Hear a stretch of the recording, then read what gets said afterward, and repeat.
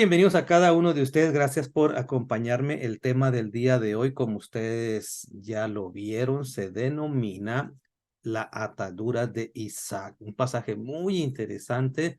En hebreos le conocemos como Akedah, la atadura. Y está muy lleno de información. Tengo todo el día estructurando este tema. Y créame que sé que no me va a dar tiempo para exponer pues en este lapso pues todo lo que este, he preparado o todo lo que tengo aquí. Vamos al libro pues al texto bíblico primero para tener como punto de partida el texto bíblico ubicado allá en el capítulo número 22 del libro de Génesis. Vamos a ver qué nos dice. Y voy a usar para este propósito el texto bíblico de la versión Nueva Traducción Viviente.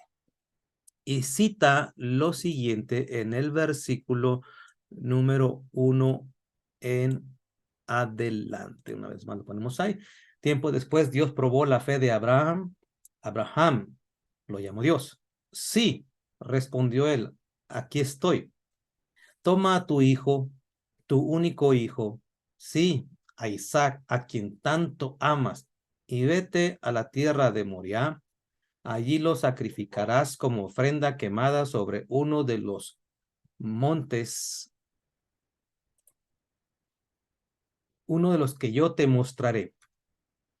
A la mañana siguiente, Abraham se levantó temprano, ensilló su burro y se llevó con él a dos de sus siervos, junto con su hijo Isaac.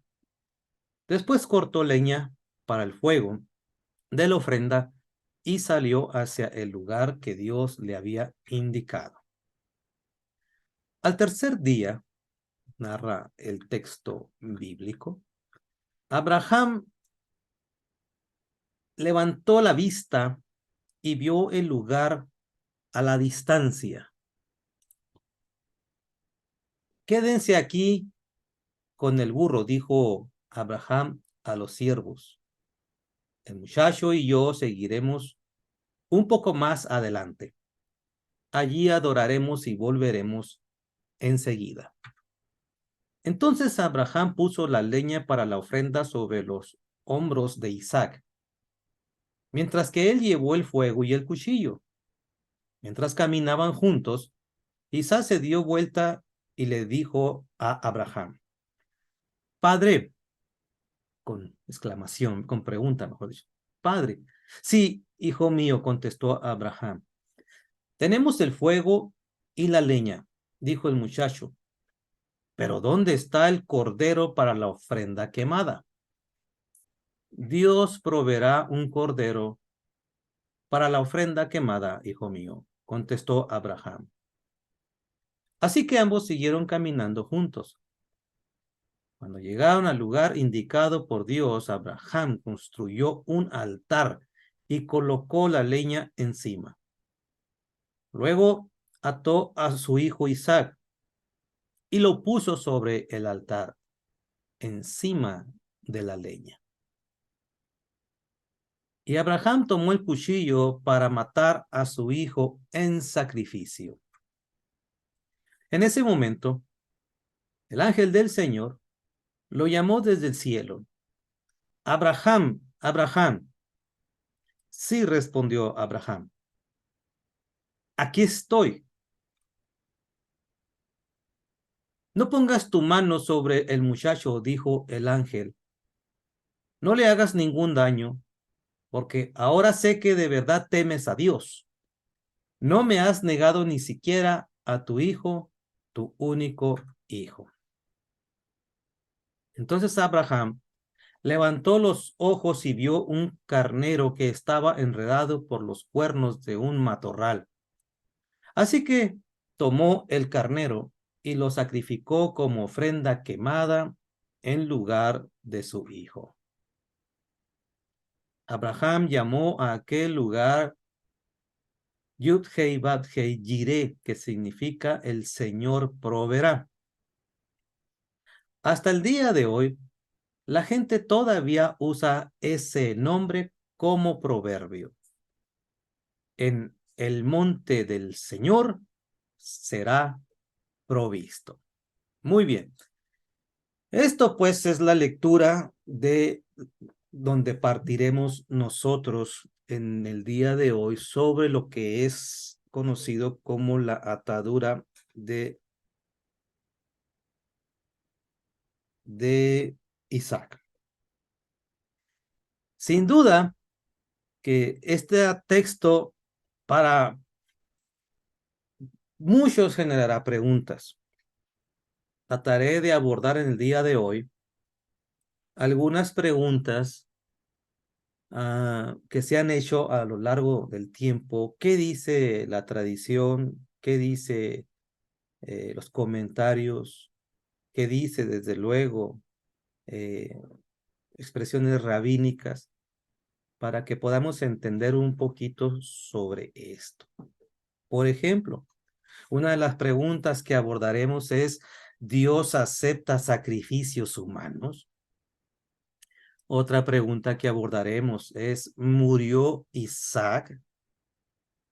Otra pregunta que abordaremos, ¿qué edad tendría Isaac? Otra pregunta que abordaremos, ¿qué significado le dieron los comentarios rabínicos acerca de esto? Es decir, ¿qué sabemos de la tradición? ¿Qué dice sobre esto? Porque el texto bíblico, como lo hemos señalado, no arroja más información como quizá algunos decían, ¿verdad? Entonces, hasta donde tenemos información, pues nos da la tarea a uno de poder investigar. Y es aquí donde abordamos primero, voy a presentar a ustedes la bibliografía, las fuentes de consulta que recurro. Algunas son digitales, pero obviamente vamos a ver, miren, traigo este que está aquí, Jewish Literacy, lo vamos a ver. No sé qué dice, vamos a ver qué dice, obviamente, mitos hebreos de Rafael Patay y Robert Grace. Voy a comentar lo que dice, comentarios del Midrash, del Talmud, para que veamos un poco sobre esto. Y empezando por este, ¿verdad? Porque este libro de Rabbi Joseph Teluski está en inglés, ¿verdad? En su página 36, cuando aborda la pregunta, ¿Dios acepta sacrificios? Su respuesta es tajante, es decir, contundente. Y dice lo siguiente en la página 36, que es esta que estoy viendo, la Akeidá, la atadura de Isaac, esa que está aquí. Él inmediatamente, prácticamente así, inmediatamente dice que los humanos de los sacrificios, perdón, los sacrificios humanos, estoy hablando en inglés, está al revés las palabras, los sacrificios humanos es algo que Dios no quiere, así, tajante. Y aporta 3 textos, siendo el primero, para que veamos por qué documenta su expresión, está el primer texto allí ubicado en Levítico 18:21. No sé si alguien quiera participar, ¿verdad? Lo quiera leer, pero vamos a ponerlo todos en pantalla. Levítico 18, versículo 21. Y esto es lo que dice el texto. ¿Ok? ¿Alguien quiere leerlo, por favor? Amén, hermano. Dice, Ah, y no des hijo tuyo para ofrecerlo por fuego a Moloc, no contamines así el nombre de tu Dios, yo, Jehová. muchas gracias. Estoy leyendo, les compartí este, por cierto, no lo compartí, ¿verdad? Este, mitos hebreos entre Oriente y, perdón, mitos hititas, este es otro. Mitos hititas, entre Oriente y Occidente de Alberto Bernabé Pajares. Especialmente está citando cómo practicaban la fe, sus escritos, los habitantes de Anatolia, en la región que hoy conocemos como Turquía. Y describe que entre esas cosas había la costumbre en esas culturas, como en otras culturas, de sacrificar humanos. Hay que mitigar la ira de los dioses. Y asociaban que cuando los problemas se manifestaban en un gobierno, el primer responsable era el rey. Es decir, algo pasó, algo hizo el rey, algo tiene que hacer el rey. Como segunda instancia, pues obviamente era el pueblo. Entonces narra que ellos tenían sus formas de hacer que el dios X, ¿verdad? Porque eran politeístas, el dios X, para hacerlo, por ejemplo, cuando miraban sequías, cuando miraban hambrunas, cuando miraban que las cosas no marchaban bien de lo que es la vida cotidiana, ¿verdad? De estos alimentos necesarios por medio de la lluvia, el agua en los ríos. Cuando ellos miraban que las cosas no iban bien, en su percepción mitológica, por ejemplo, decían que uno de los dioses, si no es que más, están enojados. Algo hicimos o algo hizo el rey. Y hay que buscar la forma de regresarlo, porque ellos lo visualizaban como un dios indignado y se iba, ¿no? O uno de los dioses, mejor dicho, está indignado y se iba, se retiraba. Y con ello, pues vendrían los desastres naturales, terremotos, tempestades, hambre, sequía. Entonces, le hablaban a una persona, una sacerdotisa, matrona, en algunos términos llamados así, en ocasiones, para convocarla o para pedirle que convocara a los dioses y supieran la respuesta por qué está pasando esto. La Biblia registra lo que hacían los paganos entre esos los hititas, lo que hacían los habitantes de Canaán en la tierra que llegaron a ocupar, obviamente, el pueblo hebreo. Y es entonces que vemos que la Biblia dice, esos habitantes sacrifican a Moloch. Nosotros no podemos hacer algo así como lo vimos en el libro de Levítico 18:21. Tú no puedes pasar a tu hijo por sacrificio. Entonces, Joseph Teluski señala que en el judaísmo está tajante, pero tajante la idea de la muerte de una persona como sacrificio a Dios. Y quizá lo ha escuchado usted. Vamos a ver Deuteronomio 18. Veamos qué dice, porque es otro texto que aporta Joseph Teluski en el versículo número 10. Participe. Ya sabe que sería bueno que participe. 18:10 dice lo siguiente, lo vamos a poner aquí también en pantalla para quien guste, si quiere leerlo directamente ahí, por si no cuenta con su Biblia. ¿Alguien más quiere leer, por favor? Sí, yo lo leo, hermano. No se ha Ah, hallado en ti quien haga pasar a su hijo o a su hija por el fuego, ni quien practique adivinación, ni agorero, ni sortilego, ni hechicero.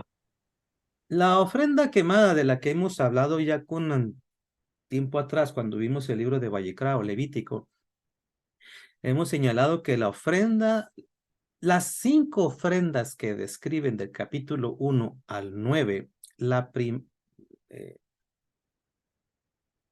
retroalimenta, la explica en los primeros 4 capítulos y luego lo vuelve a agregar más información hasta los 9. La primera de ellas es conocida como la ofrenda Olá, o la ofrenda quemada, o la ofrenda que asciende, porque obviamente cuando entendemos que algo se quema, ¿a dónde sube el humo?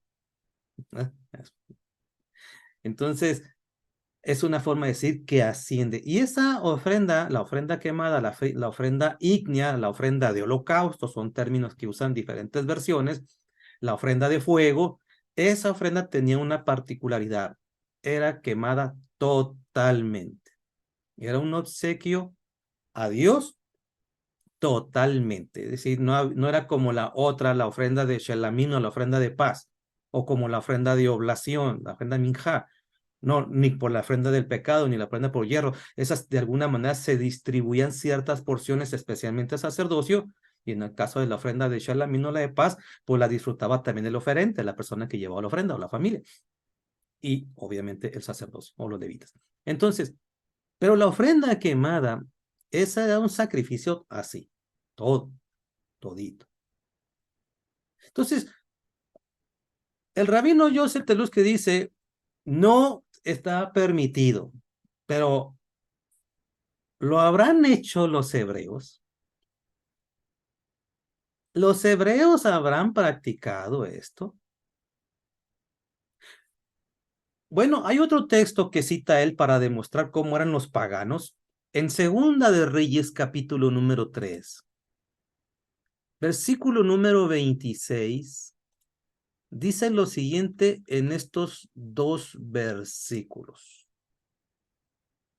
3:26 de Segunda de Reyes dice lo siguiente.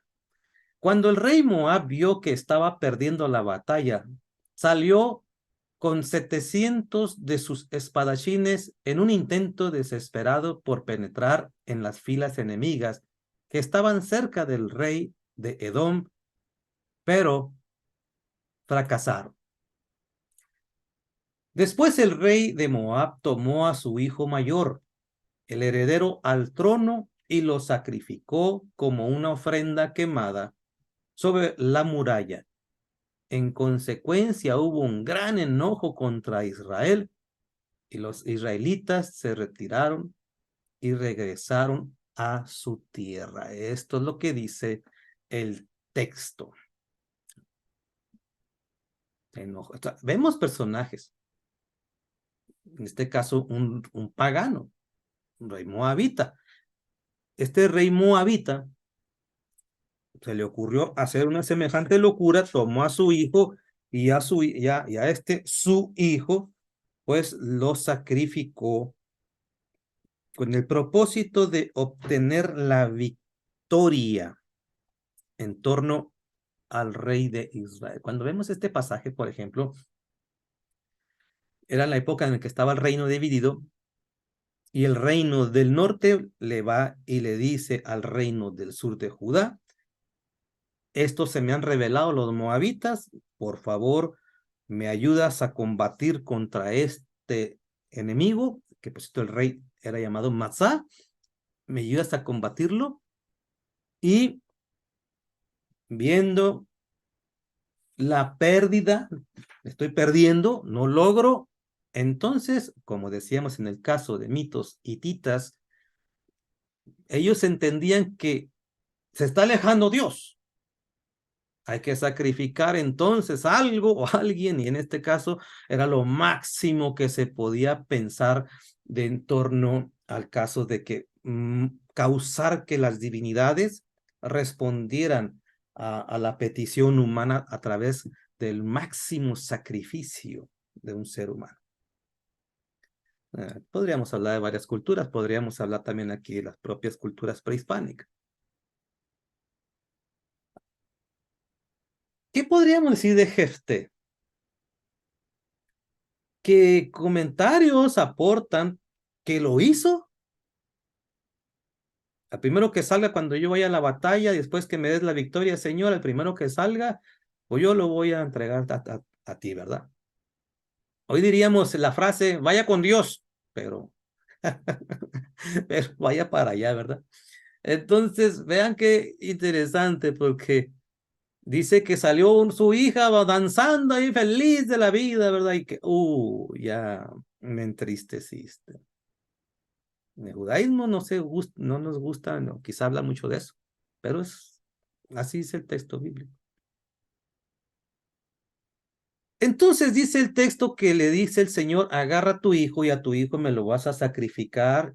Y la siguiente pregunta es, ¿habrá muerto Isaac? El texto bíblico sin duda nos dice la respuesta, ¿no? El texto bíblico es tajante, es decir, se interrumpe a Abraham su propósito. ¡Ey! Bueno, podríamos decir propósito que le haya marcado Dios, obviamente. No, no hagas esto. Dice lo siguiente, voy a compartir una porción.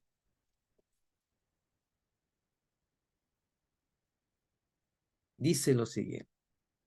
Rabí Judá dice, cuando la espada tocó la garganta, su alma voló, y cuando dejó oír su voz entre los querubines, no hagas daño al joven, el alma del muchacho fue devuelta a su cuerpo. Es decir, que para un comentarista rabínico, se separó el cuerpo y su alma de Isaac.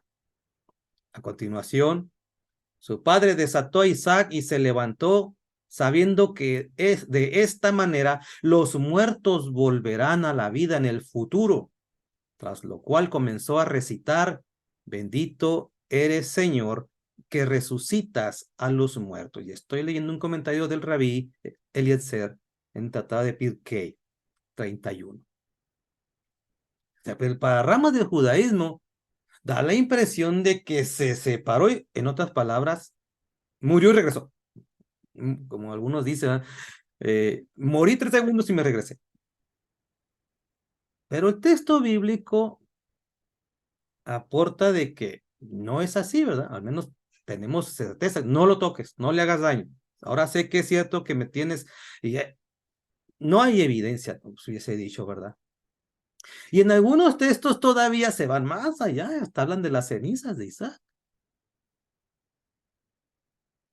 ¿Qué edad tendría Isaac? Algunos piensan que era un niño. ¿Qué le gusta? 5, 6, 1, 3. Sin embargo, en los comentarios rabínicos, y voy a citar ahora lo que dice este libro, Mitos Hebreos, porque Mitos Hebreos es un tanto crítico, ¿verdad? En los comentarios rabínicos, y yo les voy a compartir desde luego lo que cita también el Midrash Rabbah, que es el que cita, por cierto, este libro. ¿Qué edad tendría aproximadamente a Isaac en el momento en que su padre lo lleva a Moriah para ser sacrificado? En la página 250 de este libro, Mitos Hebreos, dice lo siguiente cuando meditan sobre la edad de Isaac.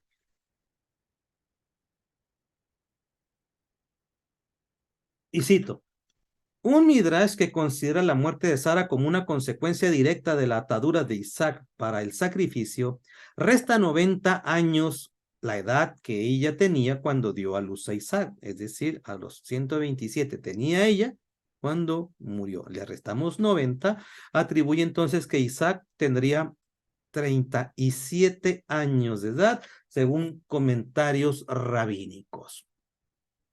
Y sí, de hecho, el Midrash, el Génesis Rabbah, en el capítulo 56, versículo número 3, es exactamente lo que dice.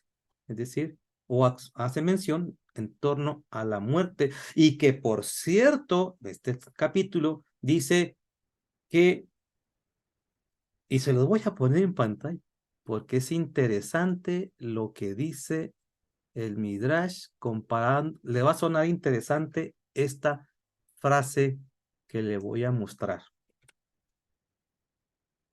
Déjenme nomás prepararlo. Pero miren esta frase.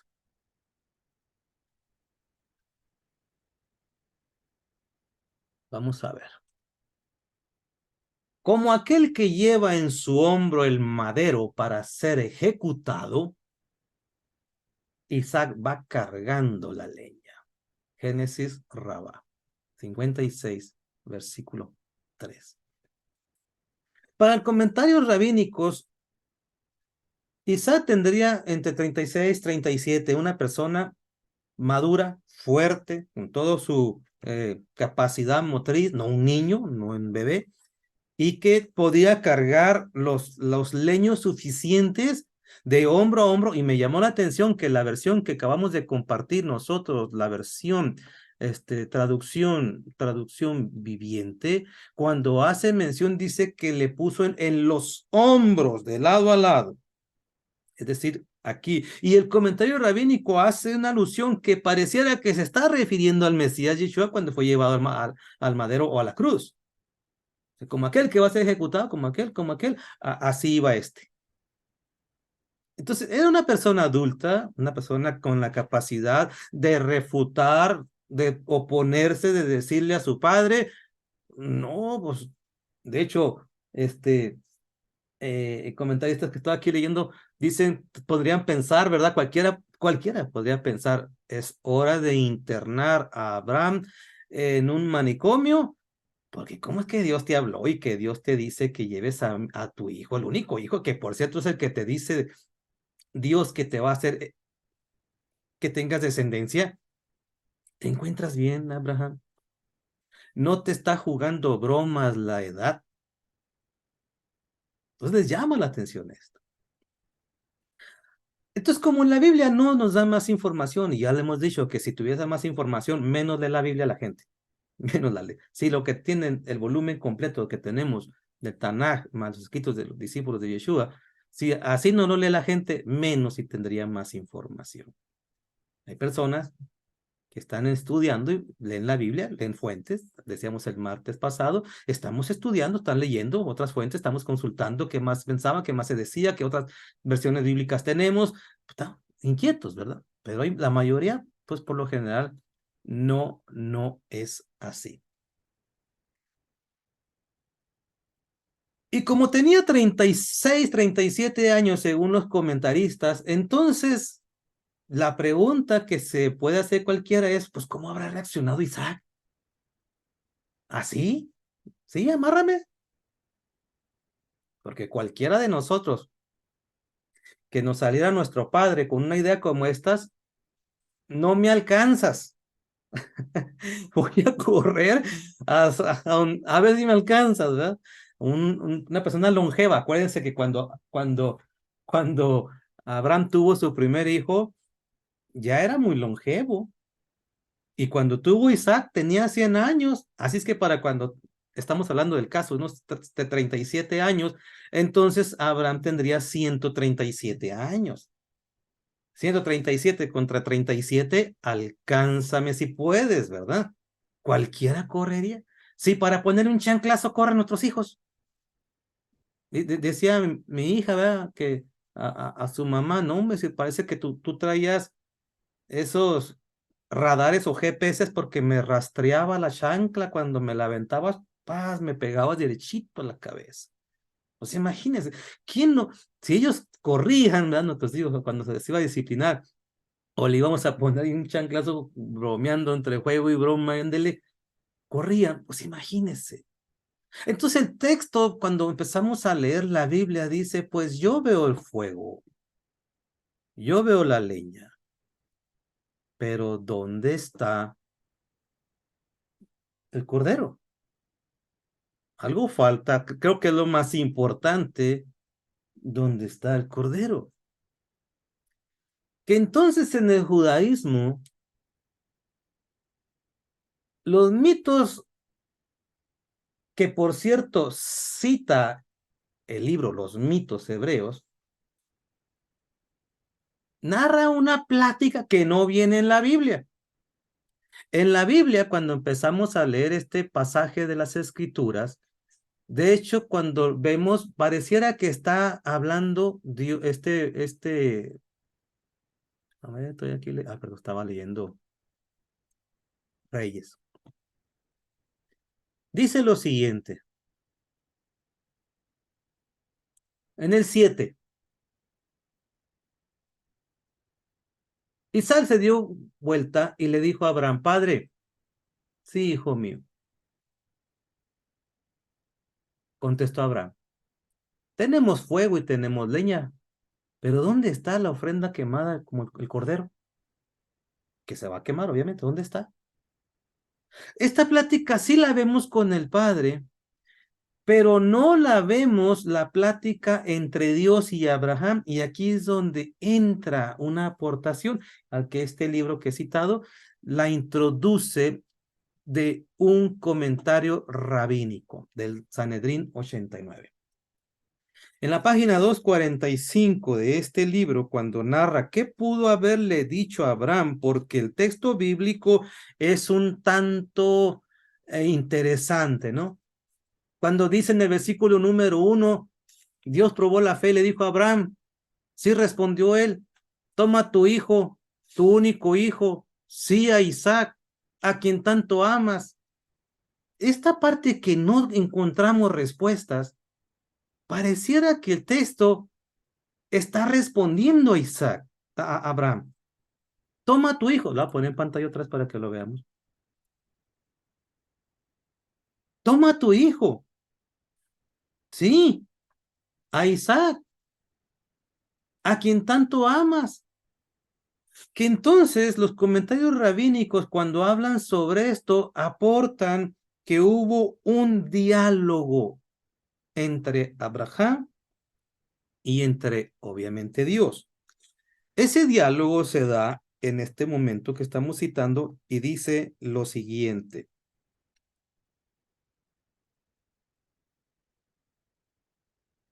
Página 245, estaré citando, le dedica una porción, casi 3/4 de la hoja, y dice lo siguiente. Dios le apareció a Abraham en Beersheba y le dijo, toma a tu hijo, subid juntos a la montaña que yo te indicaré en el país de Moriah. Abraham respondió, Señor, tengo 2 hijos. ¿Cuál era el otro? Ismael. ¿Cuál debe acompañarme? O sea, este texto obviamente no viene en la Biblia, estoy en los comentarios rabínicos. Tu único hijo. Esa frase la vemos obviamente en el pasaje de capítulo 22:2. Señor, cada uno de ellos es el hijo único, pero de su madre. Uno es con Agar y uno es con Sara. Toma al hijo que amas, le responde Dios basado en el texto, a quien tanto amas. El vacío que viene en la Biblia lo nutre el comentario rabínico, dice, Señor, amo a los dos. Pues a Ismael, pues es su hijo. A Isaac, pues es su hijo. La respuesta es, toma al que más amas. Ahí dice, a quien tanto amas, en el texto que acabamos de leer. Señor, ¿qué debo de hacer en el país de Moriah? Ofréceme un holocausto. Ofrece un holocausto en mi altar. Abraham respondió, soy por tanto un sacerdote y puedo ofrecer sacrificios. Acuérdense que allá estaba Melquisedec. Y Dios le respondió, yo te consagraré mi sumo sacerdote y tu hijo Isaac será el sacrificio. Esto que usted está viendo está en el Tratado de Sanedrín, en el capítulo 89, versículo B, como también citando aquí Génesis Rabá, 590, 592, Tanhuma Buber, Génesis 111, y Pesikta Rabati, y entre otros comentarios, como el de Rabbi Eliezer. Dicen, ¿se imaginan este diálogo? Porque acuérdense que tiene 2 hijos. Y la idea es centrarlo. Este es el que decidí, al que vas a sacrificar.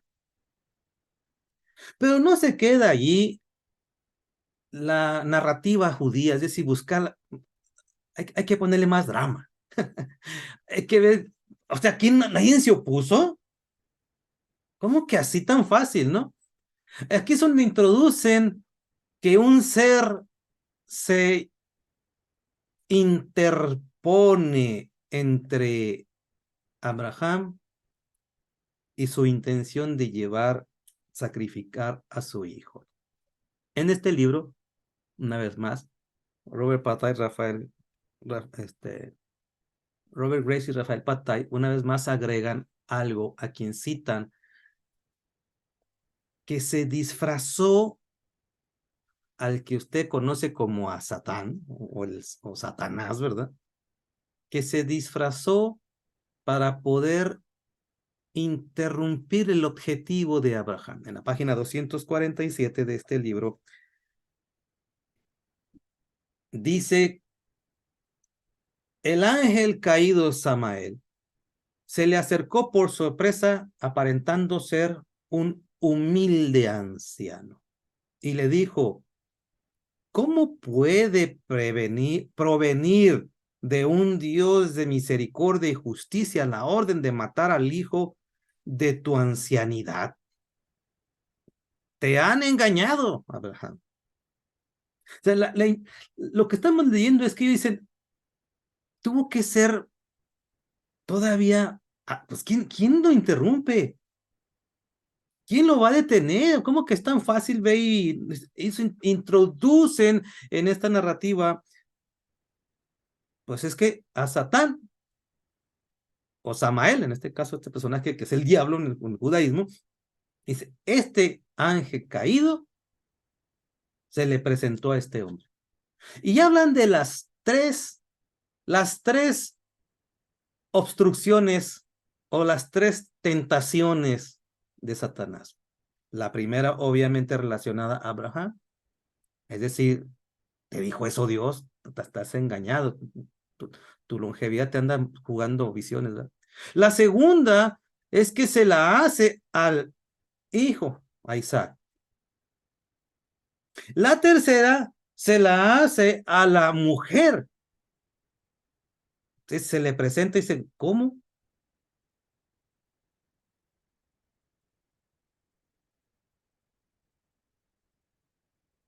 En la segunda, cuando se le presenta, dice que se presenta como un joven a Isaac, para decirle a Isaac, ¿sabes que tu padre se volvió loco? ¿Sabes lo que va a hacer? ¿Te va a sacrificar? Pues vean cómo lo ponen. A ver si, bueno, Abraham no lo interrumpe, a ver si Isaac lo interrumpe. Y en la tercera, pues se le presenta a Sara, ¿sabes lo que va a hacer tu marido? ¿Lo vas a permitir? Obviamente estamos compartiendo de que esto no se encuentra en el texto bíblico, sino cómo tratan de entender la complejidad de tomar a uno de sus hijos, y en este caso al que tuvo directamente con su esposa, Saraí o Sara, alguien tuvo que haberse interpuesto.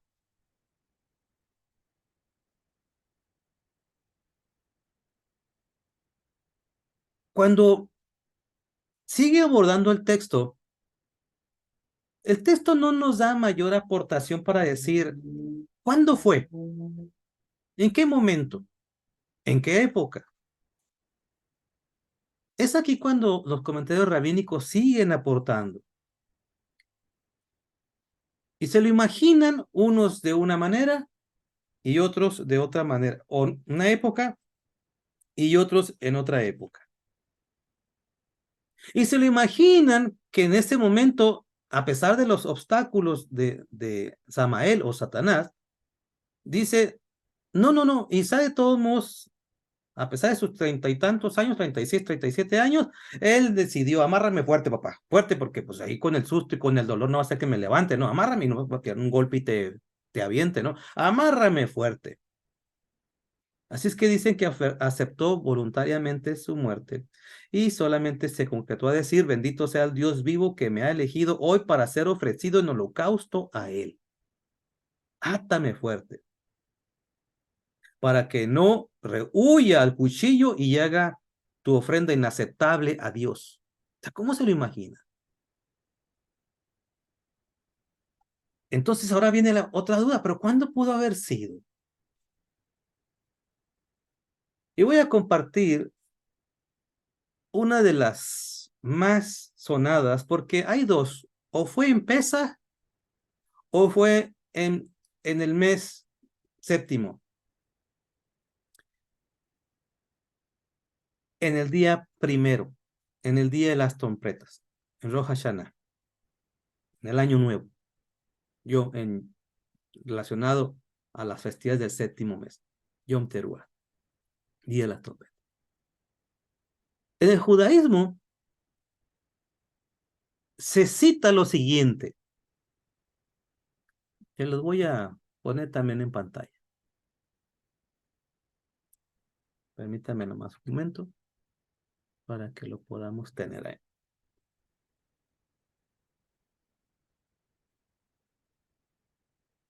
Y dice lo siguiente.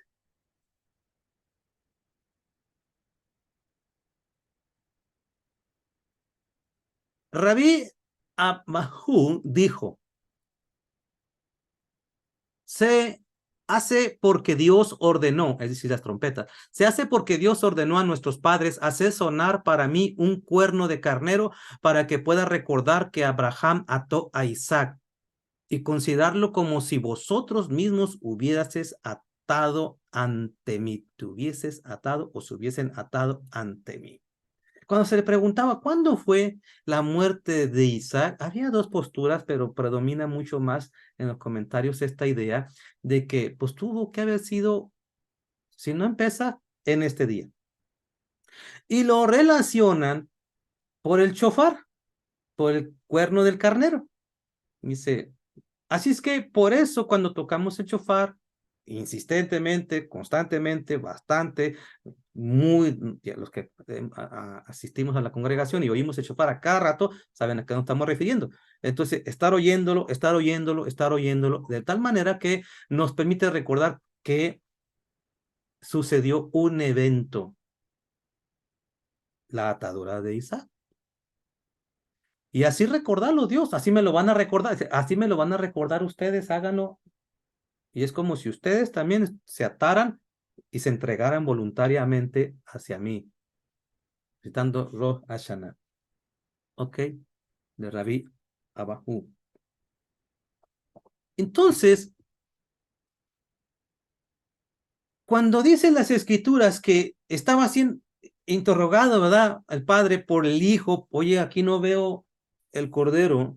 Y finalmente es llevado a Isaac al sacrificio y estando amarrado y a punto de penetrar el cuchillo en la víctima y que es interrumpido, dice el texto que volteó, dice, y miró, miró, dice, y allá estaba atado un animalito en las hierbas, hay unas ramas. Dice, oh, ese es el sustituto. Entonces, debido a eso, en el concepto hebraico, en algunas ramas, o una de estas dos posiciones dicen, es que en ese día nosotros podemos ver que en el día de las trompetas, en un día como eso fue. Y de ahí, ¿por qué? Porque hablamos de un animal que tiene dos cuernos. Dice, uno de ellos lo usamos para recordar este ejercicio. Entonces, para ellos decían, entonces, es en el día de la creación, en el día que inicia la creación, fue en el mismo día que fue llevado con intenciones de la muerte, de llevar a la muerte, de quemarlo a Isaac. Esto también lo vemos allá en el tratado de Abot 5, versículo número 6. Sigamos.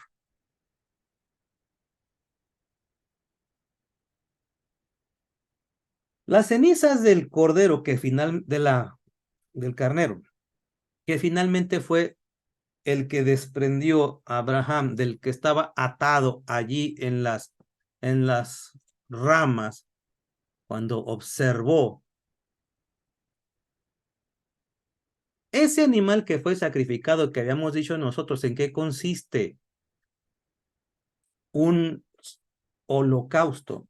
Agarra al carnero y lo quema. En los comentarios rabínicos Esas cenizas tienen una connotación interesante.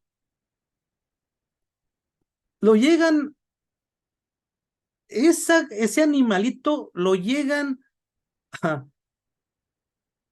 a usarlo en muchas cosas. Miren, por ejemplo, este libro sigue aportando, una vez más, este libro sigue aportando que las cenizas fueron el fundamento del santuario del templo. Allí se usaron, en ese lugar se usaron esas cenizas para recordar el beneficio a Israel, el perdón, esas cenizas. Se llega a creer que el rey David utilizó los nervios de este carnero para ponerlos a su instrumento. O sea, vean cómo le dan un valor interesante. No es cierto, obviamente, pero cómo ellos lo imaginan. Ese animal era importantísimo. Así es que lo llegan a visualizar como un uso místico, un uso más allá de lo natural. Se dice también, fíjense cómo llegan citando este comentario que estoy leyendo este libro, que Elías se ciñó su cintura con las pieles de este animal, por eso tenía tanto poder. O sea, tratan de explicar por qué tenía tanto poder. ¿Se acuerdan cuando vimos sobre las vestiduras de Adán y que esas, quién las tenía después? Llega hasta el templo, hasta Moisés llegan a decirlo. Esas vestiduras que Dios le hizo especiales a Adán y a Eva cuando pecaron, esas se las fueron pasando según los mitógrafos, ¿verdad? Iban pasando con el propósito de beneficiarles a estos y aquellos. Y con los cuernos de este carnero, dicen, Dios hizo sonar su cuerno izquierdo en el monte Sinaí, cuando se dio el caso de la entrega de las tablas de la ley. Y luego dice, y su cuerno derecho sonará en los días del Mesías para hacer volver del destierro a las ovejas perdidas de Israel. Vean cómo se imaginan los grandes beneficios de este carnero sacrificado en sustitución de Isaac. El Midrash dice que los dos cuernos del carnero se convirtieron en las dos trompetas, los shofarot de Elohim, los cuernos. El Eterno mismo dice, sopló el primer cuerno en el monte Sinaí, en la ocasión de la entrega de la Torah, tal como lo describe Éxodo 19. Y continúa diciendo que él sonará el segundo shofar, como decíamos, el cuerno derecho, en la venida del Mesías. Leyendo yo los comentarios que me manda Rabí Julio, de hecho está citando este Midrash, que es el mismo que cita este libro. En el mismo comentario del rabino Julio que me manda de la Parashá Vayera, de hecho también agrega que el mismo pasaje de Urena de Tzenea se pregunta el rabino Bejayé, ¿o no fue un carnero quemado como ofrenda quemada? O sea, se quemó todo. ¿De dónde sacamos que un cuerno es un uso y un cuerno es el otro para otro uso? Si la ofrenda quemada es todo piel, todito se lanza a las brasas. ¿De dónde sacamos todo esto? De que Elías traía las pieles, de que David traía en su instrumento musical los nervios. ¿De dónde sacamos que un chofar para allá, un chofar para acá? ¿De dónde sacamos? Sí, es entendido que la ofrenda holocausto simple y sencillamente se quema. O sea, vean cómo disertaban para tratar de entender el simple sacrificio de Isaac que nos narra esta historia en el libro de Génesis 22. Tan es así que hoy en día en las comunidades piadosas practicantes del judaísmo y que tienen un sinfín de alajás o de leyes para tener una vida practicante ritualista judía, se enseña el beneficio de recitar la Akedah todos los días. O sea que es bueno recitar, recordar este texto y recitarlo todos los días. Y comparto lo que leí en una fuente relacionada a la Kabbalah y Torah en expansión que dice lo siguiente. Recitar cada día la porción relacionada con la Akedah de Isaac nos permite expiar todos nuestros pecados. O sea, si yo todos los días recito la historia que viene allí en Génesis 22, es expiar todos los pecados y crear un escudo de protección contra toda enfermedad, el cual cancela la muerte de la humanidad. ¿Cómo viajamos de un lado hasta los presentes? Es decir, tiene un gran mérito eso que sucedió allá en Génesis 22 sobre este pasaje de Abraham e Isaac y Abraham. Rashi hace una interesante aportación. Rashi, en uno de sus comentarios, tratando de entender las frases utilizadas aquí, la atadura. Yo creo que todos los que hemos alguna forma jugado con ligas o con algo que nos han amarrado para estar jugando, yo qué sé, o los que fueron esposados por la policía, cómo les dejaron las marcas en las manos, en las muñecas, ¿no? Van a entender un poco lo que dice este Rashi. Rashi explica que el uso de este verbo se refiere a las marcas de bandas como dejadas por cuerdas en los tobillos y en las muñecas amarrado. La Kedah dice, es que es como fuerte, pero que te deja unas marcas que te dejan marca visible, ahí perdurable, ahí te deja buen rato que te amarraron, dice, los pies y las manos. Una persona atada de esta manera tendrá impresas las marcas de las cuerdas en su piel. Así es que se imaginaba. Cuando dice atadura, dice, ya me imagino las marcas que ha de haber tenido Isaac. Cuando, como leímos en este libro, decía, amárrame fuerte, ¿no? O sea, hace que cuando sienta el cuchillo, pues reaccione, ¿verdad? Fuerte, de manera que hasta esas ataduras que llegan hasta a sangrar los brazos, ¿no? O donde está la persona atada. Entonces, esto es lo que podemos ver sobre el personaje de Isaac, lo que se argumenta, lo que dice el texto bíblico y lo que se argumenta, porque tratan de entender que, por un lado dice, no aceptamos que Dios tenga sacrificios humanos, pero por otro lado entendemos que lo que hizo Abraham con Isaac trae expiación al ser humano. Algo de ahí, de alguna manera, no quiero decir que sí, pero sí, tampoco puedo decir que no, pero dice, pero trae expiación. Eso, la atadura trae expiación. Recítalo todos los días, repítelo todos los días, no se te olvide todos los días, porque incluso te va a proteger contra toda enfermedad y cancela hasta la muerte, ¿eh? Esto ya obviamente es caer en supersticiones. Pero vean cómo ven importante la atadura de Isaac. Algo trae.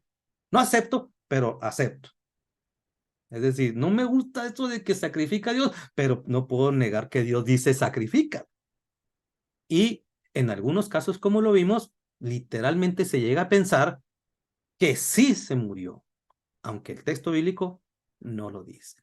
Y es aquí donde vemos sombras interesantes en relación al Mesías.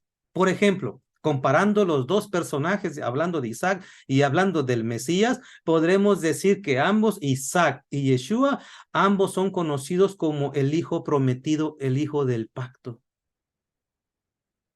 En los dos podemos ver esta interesante presencia. En el caso de Isaac, a los dos se les conoce como el hijo único. Y curiosamente, ¿verdad? Lo vemos en el caso de Isaac, como lo vemos en esta narrativa, pero ¿cuál? pues el que más ama, porque también podemos ver que en los dos casos, el que es amado más por el Padre, también lo vemos en el personaje de Yeshua, en este tengo complacencia, este es mi hijo amado. Y en el caso de Isaac, que sería esperado el cumplimiento de una promesa, lo vemos también en el personaje de Yeshua, porque es el cumplimiento de esa promesa. Por otra parte, cuando vemos también que Isaac es ofrecido en el monte Moria por su padre, lo mismo vemos en el caso de Yeshua, que es ofrecido en lo que se le conoce que dentro de lo que es el monte de Jerusalén. Esas son las regiones que tradicionalmente se le conoce como el monte Moria. Y en el caso que podemos ver aquí una pequeña variante, es que sí vemos que Isaac es llevado hasta la muerte, pero vive, es decir, no muere. Sin embargo, en el caso de Yeshua es llevado a la muerte, en el caso sí muere, pero vive, es decir, resucita. Uno no murió, sí tenemos claro, no dice el texto bíblico, aunque en algunos casos en el judaísmo hemos dicho, sí se llega a pensar que murió. Y con ello resucitó, como decíamos en el comentario, entendió que, Dios habla de la resurrección. Miren, en el caso de Yeshua, sí podemos decir, porque sí tenemos evidencia bíblica en el sentido de que Él murió, pero a la vez Él resucitó. Entonces, cada vez que nosotros vemos este ejercicio, podemos ver cómo el Eterno en su grande misericordia nos da un interesante panel. En la carta a los Hebreos, en el capítulo número 11:17, 11:17, dice lo siguiente: por la fe Abraham, cuando fue probado, ofreció a Isaac, y el que había recibido las promesas ofrecía a su unigénito. Y cuando hablamos de Yeshua, dice el texto en Juan capítulo 1, versículo 18. Juan 1:18. A Dios nadie le vio jamás, el unigénito Hijo, ahí viene la palabra, igual que en el caso de Isaac, que está en el seno del Padre, Él le ha dado a conocer. Juan 3:16 dice lo siguiente: porque de tal manera amó Dios al mundo que ha dado a su Hijo unigénito, para que todo aquel que en él cree no se pierda, mas tenga vida eterna. Y en primera de Juan capítulo número 4, versículo número 9 dice: en esto se mostró el amor de Dios para con nosotros. Primera de Juan 4:9, en que Dios envió a su Hijo unigénito al mundo para que vivamos por él. Hay un paralelo tan por demás maravilloso, tan por demás glorioso, podemos decir, que en el capítulo 22, cuando estamos hablando del personaje de la muerte, del intento de llevar la muerte a Isaac por medio de su padre, una pregunta hizo de manera tan especial. Tenemos el fuego y la leña, le dijo el muchacho, pero ¿dónde está el cordero? ¿Dónde está el cordero? ¿Dónde está ese cordero? Es interesante ver que cuando vemos el Evangelio de Juan y en el capítulo número 1:29 y 1:36, si no mal recuerdo, llega a decir Yohanan o Juan el inmersor, miraba a Yeshua y decía: he allí el Cordero de Dios. Si acabo de explicar que en la mente hebrea, en el presente dicen, te va a traer protección, va a expiar los pecados, con solamente recordándolo. Es decir, existe la necesidad de que alguien borre los pecados por medio de un sacrificio, y que curiosamente, en el séptimo mes, en el día de Yom Kippur, algunas comunidades tienen la necesidad, judías, de agarrar un gallo, pasárselo por la cabeza en el día de expiación, buscando una sangre que borre los pecados del individuo y luego sacrificar ese animalito y luego dejarlo tirado ahí, cosa que ni siquiera está dentro de los animales permitidos para el sacrificio que narran las escrituras, pero testimonian, necesitamos de alguien que borre, expíe, cubra, perdone. Tal pareciera que la pregunta de Isaac no la han respondido o no lo han encontrado. ¿Dónde está el cordero? Y ya tenemos 2000 años que ese cordero vino a morir por nosotros, entregar su vida por nosotros y con ello ofrecer expiación, perdón, cubrir, proteger, renovar, hacer nuevo a una persona. Así es que lo que vemos en los evangelios, pueden ustedes ver que no está distante de lo que creían los judíos. En el pasado se entendía, su muerte tiene que beneficiar al pueblo. Y no solamente esto, también a la humanidad. Es el hijo de la promesa. Será bendito todas las naciones. Y miren qué curioso. Pero muchos han encontrado al Mesías, al Cordero, y que yo decía que la frase que me llamó la atención cuando Rashi decía, la atadura tiene un simbolismo, pero me llama la atención las marcas. Las marcas. ¿Qué no dice en un libro que señala, mirarán al que traspasaron? Mirarán las marcas y dirán, ¿qué son esas heridas que tienes en tus manos y tus pies? Y responderá el Señor, fui herido en casa de mis hermanos. Es interesante lo que dicen los escritores, porque vean que todo lo que tenemos en los evangelios hacen ver el Cordero llegó y lo aprovechó quien lo quiso. Hasta aquí termina mi participación. Si hay alguna inquietud, adelante. Preguntas, ya se me fue el tiempo.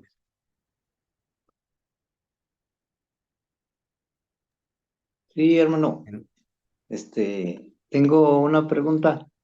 Por ejemplo, en el capítulo 22, Dios le habla a Abraham, pero en el capítulo 11 dice que también el ángel de Dios le habla.